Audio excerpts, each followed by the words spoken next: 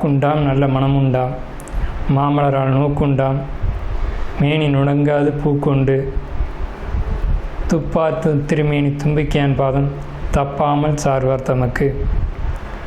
இந்த வீடியோவில் நம்ம பார்க்கக்கூடிய விஷயம் அப்படிங்கிறது மே மாதத்துக்கான பலன்கள். இந்த மே மாதம் அப்படிங்கிறது ஆங்கில மாதம் மே மாதம் அப்படிங்கிறது சித்திரையினுடைய 18ஆம் தேதியிலிருந்து ஜூலை மாதம் தொடக்கம் வரைக்கும், அதாவது சித்திரை வைகாசி 17ஆம் தேதி வரைக்கும் இருக்குது. மொத்தம் 30 நாள் இருக்குது இந்த மே மாதம் அப்படிங்கிறது. இந்த 30 நாளுக்குமான பலன்கள் அப்படிங்கிறது என்ன, 12 ராசிக்கும் அப்படிங்கிறத நம்ம பார்க்குறோம்.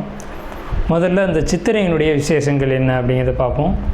சித்திரை மாதம் அப்படிங்கிறது சித்ரா பௌர்ணமி அப்படிங்கிறது ரொம்ப தவிர்க்க முடியாத ஒரு விஷயம். சித்ரா பௌர்ணமி அப்படிங்கிறது சித்திரை 17 அன்று வருது. சித்திரை 17 அப்படின்னு எடுத்துக்கிட்டிங்கன்னா சித்திரை 18 வரைக்குமே பௌர்ணமி இருக்கும். சித்திரை 18 தான் மே மாதத்தினுடைய முதல் நாள். அப்போ இந்த மே மாதம் தொடங்கிறது சித்ரா பௌர்ணமியில் தான் தொடங்குது. ஸோ இந்த மே மாதம் மிகுந்த சிறப்பு வாய்ந்த மாதம் அப்படிங்கிறத நம்ம தெரிஞ்சுக்கணும்.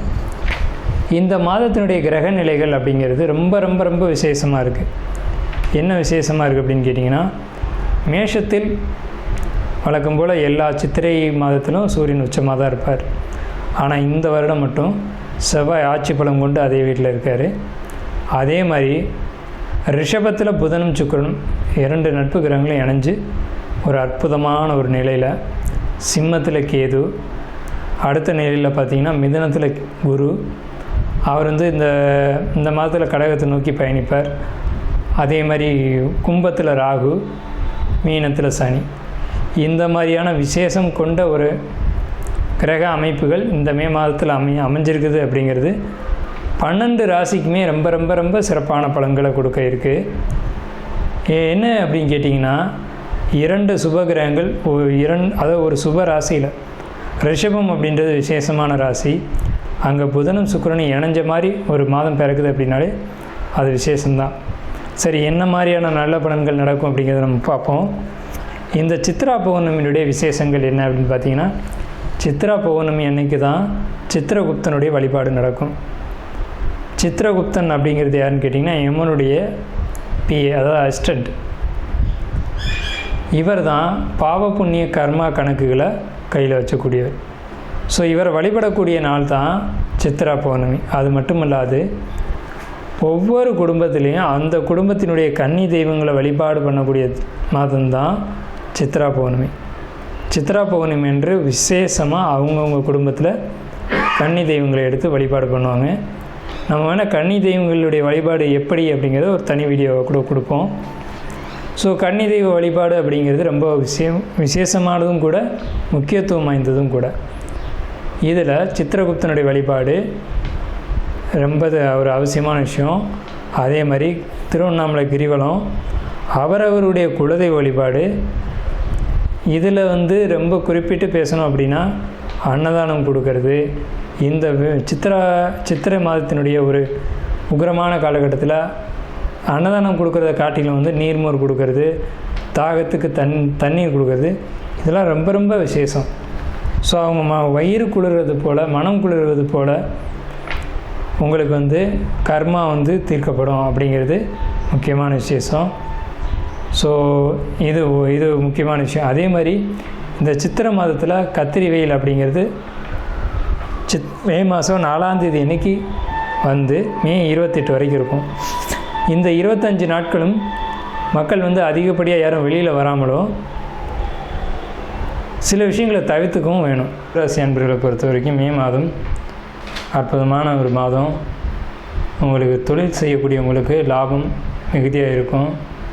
குறிப்பாக தொழில்னு பார்க்கும்போது பத்திரம், எழுத்து, டாக்குமெண்ட், இது சம்மந்தப்பட்ட துறையில் இருக்கக்கூடிய, இது சம்மந்தமான தொழில் செய்யக்கூடியவங்களுக்கு லாபம் ரொம்ப அபரிதமாக இருக்கும். அதே மாதிரி பார்த்துக்கிட்டிங்க அப்படின்னா உங்களுக்கு முயற்சிகள் எல்லாமே வெற்றி அடையும். உங்களுடைய சிந்தனையில் ஒரு தெளிவு இருக்கும். எதை சிந்திச்சிங்க அப்படின்னாலும் அதில் ஒரு நுட்பத்தோடு தெளிவாக சிந்திப்பீங்க. ஆலய பயணங்கள் போயிட்டு வர்றது ரொம்ப ஒரு நல்ல விஷயமா இருக்கும். வண்டி வாகனங்களில் போகிறது பொறுத்த வரைக்கும் ரொம்ப கவனமாக இருக்கணும். அந்த வண்டி வாகனங்களுக்கான டாக்குமெண்ட்டு கரெக்டாக வச்சுக்கணும். அதே போல் உங்களுக்கு வந்துட்டு வீடு சொத்து இந்த மாதிரி வாங்கக்கூடிய எண்ணங்கள் வரும், வாங்குவீங்க, அல்லது காலி நிலமாவது வாங்குவீங்க. அந்த மாதிரி வாங்கும்போது அந்த டாக்குமெண்ட்டில் எல்லாம் கரெக்டாக இருக்கா அப்படின்னு பார்த்து வாங்கணும். வாங்கக்கூடிய யோகா அமைப்பு உண்டு. மனசுக்கு சந்தோஷமான நிகழ்வு நடக்கும். அதே மாதிரி வீடு கட்டக்கூடிய ஒரு யோகா அமைப்பு இதெல்லாம் நிச்சயமாக உண்டு. தந்தை வழி சொத்து அணுகக்கூடிய யோகம் உண்டு. சந்தை வழி சொத்து வந்து உங்கள் கைக்கு கிடைக்கக்கூடிய காலகட்டம். அப்படியே வந்து தந்தை வழி சொத்துக்கள் கிடைக்கக்கூடிய காலகட்டம். தந்தை வழி சொத்துக்கள் கிடைக்கிறதில்ல. இது நாள் வரைக்கும் உங்களுக்கு வந்து சில சட்ட சிக்கல்கள் இருந்தது, இன்னும் உண்மைதான். அந்த சட்ட சிக்கல்கள் முடிவுக்கு வருது. ஸோ முடிவுக்கு வரக்கூடிய காலகட்டம் வந்தாச்சு. அந்த சொத்தை நீங்கள் அணுகக்கூடிய காலகட்டம் அப்படின்றது இந்த மே மாதம் தான். இவ்வளோ நாள் இருந்த பிரச்சனை எப்படி சார் மே மாதத்தில் சரியாகும்னா, மே மாதத்தில் நிச்சயமாக சரியாகும். ஸோ உடல் ரீதியான விஷயங்களில் நீங்கள் ரொம்ப எச்சரிக்கையாக இருக்கணும். உடலில் நரம்பு, ஸ்கின்னு, தோல் இந்த மாதிரியான விஷயங்களில் எச்சரிக்கையோடு இருக்கணும். முதுகெலும்பு, ஜவ்வு இந்த மாதிரி இடங்கள்லையும் நீங்கள் எச்சரிக்கையாக இருக்கணும் அப்படிங்கிற ஒரு அமைப்பு வந்து உங்களுக்கு உண்டு. அதே மாதிரி அரசியல், அரசாங்கம், அரசியல் பிரபலங்களை பொறுத்த வரைக்கும் இந்த மே மாதத்தில் எச்சரிக்கைகள் தேவை. எல்லா பிரச்சனைக்குமான தீர்வு அப்படிங்கிறது ஆன்மீக ஈடுபாடு தான். பணம் சம்மந்தப்பட்ட விஷயங்களில் யாரையும் நம்ப வேணாம். ஆபரணங்களை பொறுத்த வரைக்கும் யாருக்கும் நம்பி நீங்கள் கொடுக்க வேணாம். அதே மாதிரி நீங்கள் கழுத்துலேயோ கையிலையோ அணிஞ்சிக்கிற நகைகளை பொறுத்த வரைக்கும் ரொம்ப எச்சரிக்கை தேவை. ஒரு சிலர் வந்து என்ன பண்ணுவாங்கன்னா, மோதிரங்கள்லாம் வந்துட்டு கையில் போட்டிருப்பாங்க. ஆனால் அது வந்து போட்டிருக்கணும் அப்படின்ற ஒரு ஆடம்பரத்துக்காக போட்டிருப்பாங்க. அந்த ஆபரணங்களுக்கும் இவங்களுக்கும் சம்மந்தமே இருக்காது, ஆனால் போட்டிருப்பாங்க. அந்த மாதிரிலாம் போடும்போது என்ன ஆகும்னா, இந்த டைமில் உருவிட்டு போயிடும். ஸோ அந்த மாதிரி இல்லாமல் கவனமாக இருக்கும்படியாக ஒரு நூல் சுற்றியோ டைட்டாக இருக்கும்படியோ நம்ம உடலில் அணிஞ்சிக்கிறது அப்படிங்கிறது ரொம்ப பெஸ்ட்டு. அப்புறம் போச்சு அப்படின்னு சொல்லக்கூடிய ஒரு சூழ்நிலைகள் வந்துடும். மாதத்தில் பனி சுமைகள் அதிகமாக இருக்கும். பனி சுமைகள் அதிகமாக இருந்தாலும் உடல் ஆரோக்கியத்தில் கவனம் செலுத்தணும். கடன் வாங்கி கடன் அடைக்கக்கூடிய காலகட்டம் தான் இது. முழுசும் கடன் அடையும் அப்படின்னு சொல்ல முடியாது. கடனை வாங்கி கடனை அடைச்சிட்டு நீங்கள் வந்து ஒரு ரிலீஃப்க்கு வாங்க. பின்பற்ற காலத்தில் வந்து இந்த கடன் சுமைகளுக்கான படிப்படியான முன்னேற்றங்கள் உங்கள் வாழ்க்கையில் ஏற்படும். நாம் இதுவரைக்கும் பார்த்த ராசி பலன்கள் எல்லாமே பொதுவான ராசி பலன்கள் தான், 12 ராசிக்குமே. அப்போது உங்களுடைய தனிப்பட்ட பிறப்பு ஜாதகம் அப்படிங்கிறது உங்கள் ஜாதகத்தில் தனிப்பட்ட பலன்களை கையில் வச்சுருக்கோம்.